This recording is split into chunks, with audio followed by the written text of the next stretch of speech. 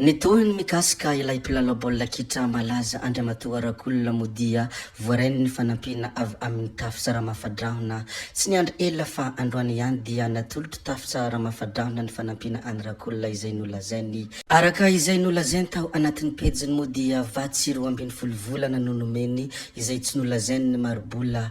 Tsy misy manana ny ampo izy fa sambatra izay mifanampy. Manoloana ity fihetsika izay nataony ity Modia ankasitrahana manokana izy indrindra maromaroan'ny malagasy toa azy mavita manampy ny mpiarabelona. Tompoko vavy sy tompoko lahy, betsaka ny zavatra izay asiantsika resaka rehefa avy famelohany idirantsika amin'izany resaka izany dia mbola entanina toy ny mahazatra foana ianareo aboneny chaîne antsika ary asio j'aime ny video, indrindra azadiny foana ny mametraka ny komantera. Ndeha aloha idirantsika vetivety izany fanaovana abonnement izany mialohany heritsoantsika amin'ny resaka izay ataontsika. Ndao ary tompoko lahy, ndao ary tompoko vavy, aboney vetivety ary ny chaîne antsika.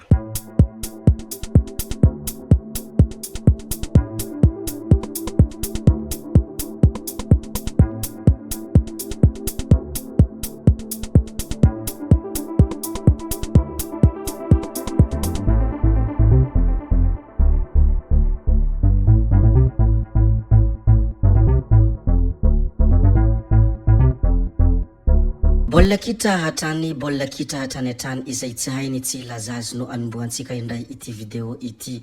Madagasikara hifaninana amin'ny Centrafrika.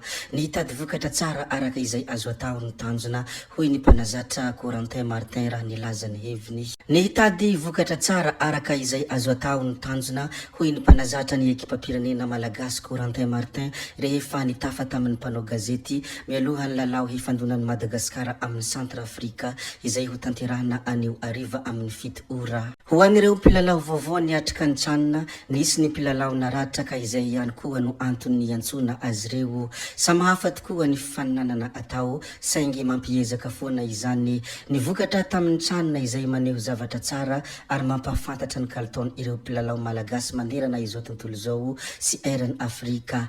Ny lalao fifanitsanana hiakarana amin'ny mondial 2024 dia ahafahan ireo mpilalao tany amin'ny tranona mampiseho ny mahizy azy ihany koa hoe hatran'ny fanazavana izay noentiny ity mpanazatra ity. Anisan'ny nolazainy ity namana ity ihany koa ny hoe sabotra ny azahoana ny toerana voalohany ahafahana mahazo ny tapakila hiatrehana ny mondial 2024 saingy mbola azo atao tsara ny maka ny laharana faharoa ary resy lahatra amin'izany ny rehetra hoe hatran'ny mpanazatra samy efa vonina kosa ny mpilalao. Toitoy ireny moa ny hafatra izay nambaran'ny mpanazatra ny ekipam-pirenena malagasy rehefa nitafa tamin'ny mpanao gazety. Mazava moa ny hafatra izay nambaran'ny hoe nihitady vokatra tsara araka izay azo atao ny tanjona. Ity loharan'baovao izay nisoratany pejy anankiray izay mitondra anarana hoe Aboa Ankiaka ity indray no horesantsika manaraka. Chef district Bealanana mitohy ny fanararaotam-pahefana ataony ary motony mpiasam-panjakana ny dominy tsy nisy ny fialantsiny. Araka ny loharan'baovao hatrany moa dia motony mpiasam-panjakana andeha mita iraka nijanona teo ankaikin'ny Bron district no vadona Silavo tsy nisy nanarina androany maraina ny alakamisy 4 septambra 2024. Fiara-panjakana mitondra laharana 1877 WWT izay noentiny lehibe ny district amperinasa no navita izany. Niezaka niteny azy ireo nanatry maso fa misy moto mijanona Silavo eo fa mamaly tamin'ny feo avo hony ilay ben district hoe je m'en fous. Io teny io dia averimberiny rehefa avy mahazo toka izy raha teo moa dia efa mamohatra amin'ny alina ary lasa nandefa tsy nanarina na niandry tompony ilay moto vodonany izy raha araka ny fanazavana. Nanamafy moa ny pejy Aboa Ankiaka ny hoe fiebebona miampy fanararaotam-pahefana mandrakariva no iainan'ny poniny district ny Bealanana izay adidiany.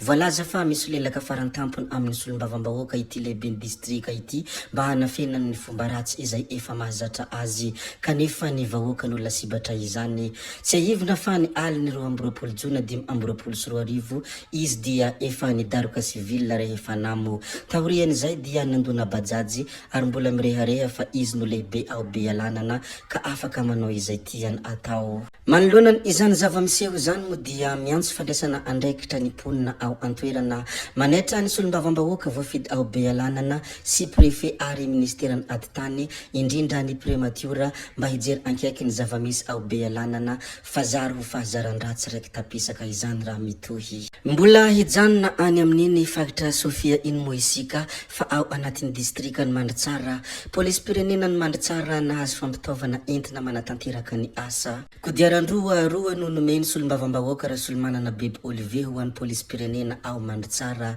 entina ampandrina fahalemana ao andrenivohitra sy ambanivohitra araka izay filana misy ny fampitaovana nanokanana vola manokana avy amin'ny siady ho an'ny mpitandro ny filaminana ka nazahoana fitaovana entina miasa izao. Misy koa ny fiaramiasa eo amin'ny ministerany filaminam-bahoaka amin'ny fanampina sy fampitaovana ireto isany efa nanaovana fangatahana ny hazahoana fiarakodia ho an'ny police pirenena nanambara ihany koa ny solombavambahoaka fa tsy adino ny fampanantenana fa mipetraka ary ho avy izany. Tontosa ny andro ny alakamisy 4 septambra maraina ny fanolorana izany izay natao tao amin'ny komisaria Ambalabe. Izany moa ny zavanisy tany Mandratsara koa dia zarakely aminareo ampitiavana sy ankafaliana. Efa betsabetsaka moa ny zavatra izay efa nolazaintsika teo izay fa izarakely ireto sary mahafinaritra reto moa isika. Ireto sary reto moa dia anisan'ny sary izay nanamarika tamin'ny lanonana fanolorana tamin'ny fomba ofisialy ireo fiara sy fitaovana ho an'ny ministeran'ny fahasalamam-bahoaka. Mazava loatra moa fa amin'ny maha-piahy ny vondrom-bahoaka ampahitra itsinjaram-pahefana ny intermeran-do olona dia voasa manokana nanome voninahitra ny lanonana fanolorana tamin'ny fomba ofisialy ireo fiara sy fitaovana ho ampiasain'ny ministeran'ny fahasalamam-bahoaka amin'ny fanatanterahana ny asany Andriamatoa Generaly Ravalomanana Richard ilay filohan'ny intermeran-do olona niaraka tamin'ny ireo loholon'ny Madagasikara Ramatoa Rakotondrazafy Lalatina sy Andriamatoa Rabetsarona Sylvain. Ity lanonana ity moa dia natao teny amin'ny CCI Vato ny tanterahana teny izany ny andron'ny alarobia fa 3 septambra 2024 izay teo ambany fitarihan'ny Andriamatoa Andry Rajoelina ilay filohan'ny Republikan'ny Madagasikara. Mahafinaritra indrindra moa ireto sary ireto ka izany indrindra no antony na resy lahatrahy hizara izy ty aminareo rehetra. Betsabetsaka moa ny zavatra izay efa voaresaka antsika tato anatin'ity video ity raha fitipitinina ireo rehetra izay efa voalaza dia nilaza ny mikasika ny fifanitsanana ny mondial 2024 isika ary nilaza ihany koa ny mikasika ny zavamisy any amin'ny distrika ny Bealanana raha araka ny loharanom-baovao izay navoaka ny pejy anankiray izay mitondra anarana hoe Aboa Ankiaka. Nilaza ihany koa ny volany siady ao Mandratsara izay nisy natokana ho an'ny mpitandro ny filaminana. Solombavambahoaka Bebe Olivier moa dia nanolotra kodiaran-droa ho an'ireo police pirenena ary nilaza ihany koa izy ny hoe ny fampanantenana dia tsy adino fa ho avy izany. Noho ny farany moa isika dia nilaza ny mikasika aniny filohan'ny intermeran-do olona sy ny filohampirenena Andry Rajoelina iny ka hoya hoe betsaka ny zavatra izay efa voalaza ka tsy valamparana itsony ajanona antsika hatreko ny video antsika ary tompoko vavy sy tompoko lahy koa dia makasitraka anareo na vita ny hainao hatramin'ny farany ary mbola manentana anareo foana ny mbola hanaraka ny video manaraka izay alatsaka iaty misesisesy zay fa tsy halavenay resaka hametra beloma izay veloma vetivety amin'ny manaraka indray no manao ny misimisy veloma ary tompoko lahy veloma tompoko vavy.